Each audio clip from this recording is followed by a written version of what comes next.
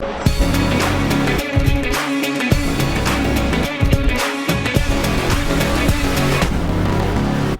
name is Andre Norman, as introduced, and I'm here to share a few things with you.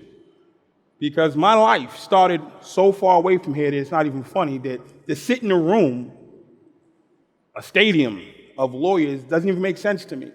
I was born in Boston, Massachusetts. My mom married a high school sweetheart, and she had 2 kids. And he went to prison for robbing banks. And she met my dad, a local hustler, and she had 4 more kids. And it was a great thing. 6 kids, mom, dad, except for my dad had a habit of beating my mom. So I watched my mom be beat from an early age. And that's just the way life was. I finally got old enough to go to school, which is like the greatest thing ever. It's a building full of kids. So I go to school, and I'm playing with the kids every single day. And I would come home from school sometimes, and sometimes it'd be cookies, and sometimes it'd be cake, and sometimes it'd be chaos. Because in the 70s, it wasn't called domestic violence. It was called handling your household.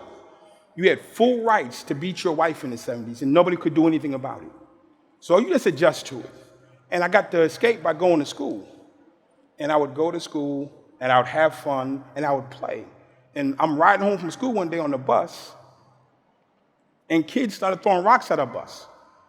And rocks came crashing through the window.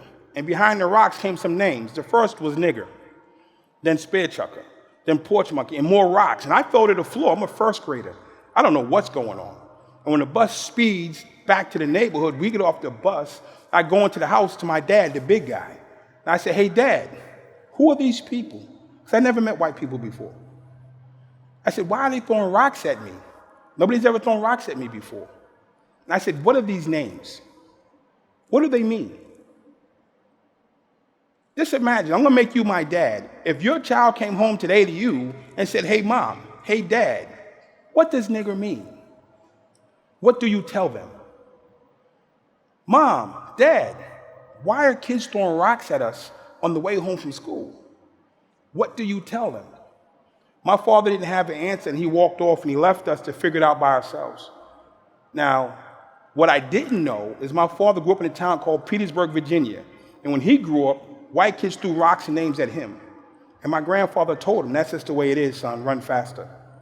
So when it happened to his kids, he was twice traumatized. But that's just the way it was. Well, one day the rock stopped, then one day the beating stopped. I came home from school and Dad was gone. My mom managed to kick him out of the house. Single mom, 6 kids living in the hood. You've seen the movie. You know how that goes. We bounce around, I go to a new school, and lo and behold, I'm in the 3rd grade. And they discover something. I'm illiterate. I can't read or write. But that's okay. They had a thing called a dummy class. They took all the kids like me, and they put us at the end of the hall, and they closed the door. And they just left us there. And I stayed in the dummy class until a teacher decided to intervene. Shout out to Miss Oliver. And she took me out of the dummy class. She said, you're not a dummy. You just learn differently. And she took the time to teach me my learning style. And by the end of the 3rd grade, lo and behold, there was nothing wrong with me. I just had challenges, and she taught me how to handle my challenges. And she sat me down, she said, Andre, this is for you, let nobody take it. I went on to the 4th grade, to the 5th grade, to the 6th grade. When I got to the 6th grade, I figured out something. We're poor. Because the other kids will make fun of us. There's no meaner person on the planet than a 6th grader. I don't care what anybody says. And those 6th grade kids made fun of me for wearing dirty clothes, for wearing dirty socks, for not being a free lunch kid. They just kept giving me the business. I went home to my mom. I said, Mom, I don't want to go back to this school ever again. These kids are the worst. She said, you have to go to school.